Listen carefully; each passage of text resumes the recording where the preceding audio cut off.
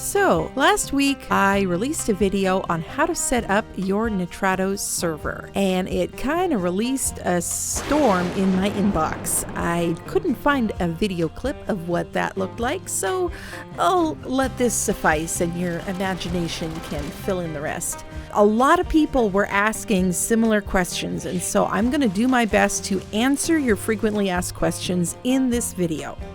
But I'm not an expert. I hang around with nerds a lot and I learn from them.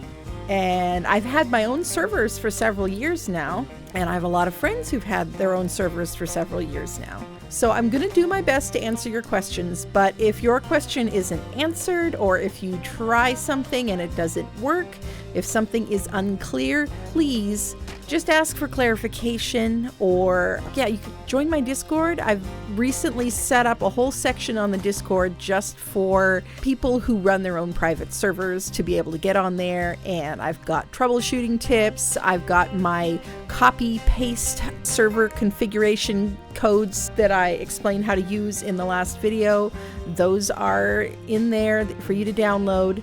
There's also places for you to ask questions, for you to share your own tips. We're all learning together, okay? That's basically what that's about. But okay, let's get to your questions. The first is actually a group of questions that are all kind of related, so I'm going to answer them all at once. Do I need to leave my PC or console on? Do I need a second console or PC? Do I need to leave the website open on my computer? The answer to all three of these questions is pretty simple.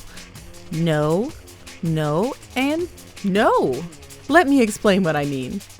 When you're renting a server from Nitrado, what you're actually doing is renting space on a professional server like one of these.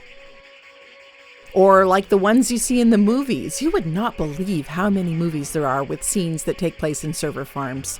All these cool big server machines, you're renting space in one of those in your same region of the world. And since your map, your ARC server, is being hosted at one of Nitrado's server farms, you do not need a second PC or console. You do not need to leave the window open all the time in order for the server to be accessible by other people that you invite to your server. You may have also heard about people running a server from a second PC or console. That is also a thing you can do, but it is completely different from a rented server. The system is different, the software is different. I assume it looks something like this, but I really don't know. To me, the cost of buying an extra PC or console, plus having to install all the software and set it up and not having anyone to ask for help if something isn't working properly, to me it doesn't seem like it would really be worth it. I wouldn't be saving any money at the end of the day. Unless you already have an extra machine lying around and the know-how to set it up and manage it. In which case, knock yourself out. But me, I love the simplicity of being able to manage my servers from anywhere. When it crashes or needs a restart, which does happen, I can do that from the Nitrado app on my phone. I don't have to physically access the machine. I can give trusted friends or family access to help me manage the server too. If you want to learn more about setting up your own server machine, you'll have to look up other resources for that because I've never done it. To me, a rented server just seems simpler. Can you set it up for me? I've had some people asking that, and the answer is No. My disappointment is immeasurable, and my day is ruined. sorry to disappoint you, but I just can't do that. I have enough on my hands with trying to manage my channel and get content out, as well as managing my own community servers. There's no way I can really do that for other people, because the thing is, it isn't just setting it up. If you have somebody else set it up for you, then you're not going to know how to maintain it either. You're not going to know how to go in there and tinker if it needs a little bit of tinkering. You're not going to know how to uninstall, reinstall mods, how to give it a restart. It's a learning curve, and I understand that it can be intimidating at first. Heck, it was really intimidating for me at first too. Oh, they're connected! Oh, my head! One thing that ARC has really taught me is how rewarding it can actually be to do something that's really hard. to learn new things, to conquer problems, to research and find solutions for myself. It really makes you feel good. And that's true in real life as well as in ARC. So I would really encourage you to just take it slow and just learn as you go. I've got a great community in my Discord. We can help with answering questions. Nitrado also has a Discord that can be a great place to get questions answered. I even have INI files, which is the configuration files for ARC servers. I have documents of those on my Discord that you can just copy and paste for some basic settings to get you started. And then having those basic settings to get you started makes it a lot simpler, can save you hours actually. And then, if you decide that you want to tweak things a little bit and change some rates, then you'll have a place to start from. You can look through those configuration files and find the settings and adjust them and just see what happens, see how it works. It is so much fun, honestly, to be able to set up your own server. It is kind of a dizzying feeling of unlimited power, right? Because you're creating your own little world. Welcome, everyone, to my world. Wow. And you can make it however you want it to be. You want a hardcore, grindy, difficult survival experience? You can absolutely have that. Bring it on. You want something a little bit more casual? You want to set up a server that your 8-year-old and 10-year-old kids can play on with their uncle and aunt and, just have fun with family from across the miles? You can do that too. And I'm planning a video to come out soon with some mod recommendations for if you're setting up a server for kids and you want to make it a little bit easier. You want to make ARC not quite so intimidating and scary and heart-wrenchingly, soul-crushingly difficult at times. It's all up to you. I've created themed servers in the past, and that's been a lot of fun as well. I had a steampunk aberration server. I had a zombie apocalypse extinction server. I recently finished a series on a scorched earth zombie apocalypse server. It's a lot of fun, and my community is a great place to learn about how to do all of that kind of stuff. And if you use my link when you're setting up your server, it also helps out the channel, and I really do appreciate it a lot. And you know what? If you stuck around for this much of the video, you're probably enjoying it or learning stuff. So if you are, I'd appreciate it if you just hit that thumbs up button. Thank you so much.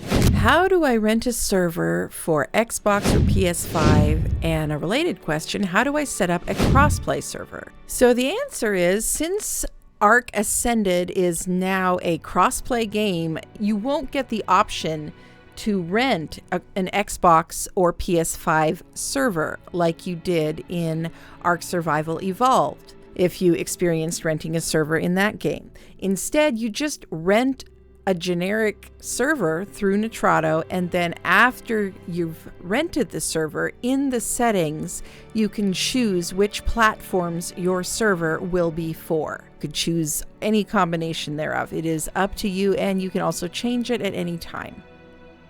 And some people have been messaging me about an error that they've been getting when they try to apply my settings from my copy-paste server configs. And the reason for this is because they keep updating the UI, which is good. More and more options are being added. There are some things that I had not added yet to the INI documents. The good news is these ones are really simple. All you need to do is scroll down and just put a 0 in both of them if it's not a setting that you care about. It's just for if you're going to have your server switch back and forth from PvP to PvE and back again. I'm not planning on doing that, so I just set it to 0, and that seems to work just fine. It just needs to have something in that space. And then also you have to set a maximum tribe size. So for example, if you wanted to have no more than 2 people in a tribe, no more than 4 people in a tribe, whatever, then you could put that there.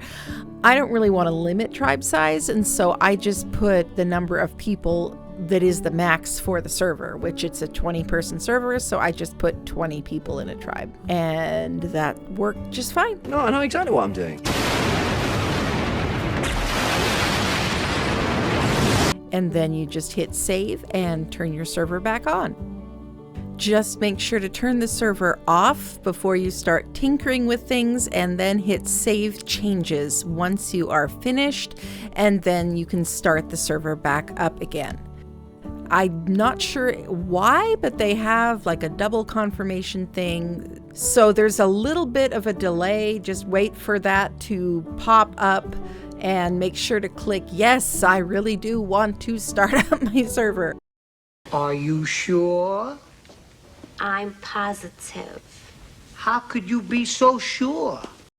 So there's another problem that's been cropping up a lot lately where people are saying that they've changed the settings or they've copy pasted my settings over, but some of them don't seem to be working, like the harvesting rates and the breeding rates and stuff like that. And best I can tell, this is what's going on. If you go over to General under your settings, and then there is an option in here that was fairly recently added to under event here. It says extra life event. Like, that sounds great. Like participate in official events like Evo and Extra Life. The thing is, if you select one of those, it's going to change your rates to match official, and often people tend to boost their own private servers more than official, even during events. Like my settings that you may be copy pasting are more boosted than just ×2 or ×3, which is what official tends to do during events, particularly the breeding settings. So you don't want to enable that. This isn't for things like the holiday events,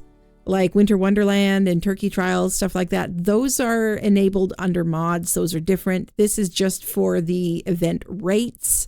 Make sure this is on disabled. So my mic is going to sound a little different for some parts of the video because I recorded the voiceover over several different days, and I was rearranging my office and moving my microphone around during that time. So anyway, yeah, that's what's going on there. Sorry if the change in sound is a bit jarring. It's still me. I thought about re-recording the entire voiceover, but honestly, Ain't nobody got time for that. how do I use admin commands in-game on my server?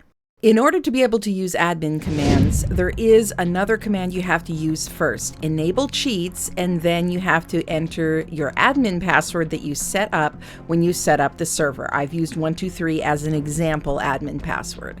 And then here's an example of an admin command you could type in. GCM, depending on who you talk to, stands for Give Creative Mode or God Console Mode. And you can see the symbol in the corner there means that it worked, and that lets you fly and have infinite weight and infinite stats and not take any damage. All the engrams are unlocked, and you can double click on any item in your crafting menu and you will receive that item. Very, very handy if you're wanting to experiment with building something, but without having to stop and gather resources all the time. There's also another one I do a lot when I'm building. Cheat Leave Me Alone just makes wild creatures ignore you. Cheat Set Time of Day is a lot of fun because you can make it be instantly sunset or instantly morning, skip the night, whatever, which is really handy when recording footage or streaming or trying to take screenshots.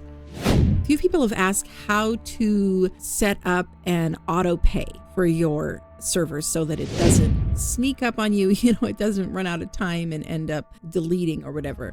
So the easiest way to do this is logging into your account under My Services here.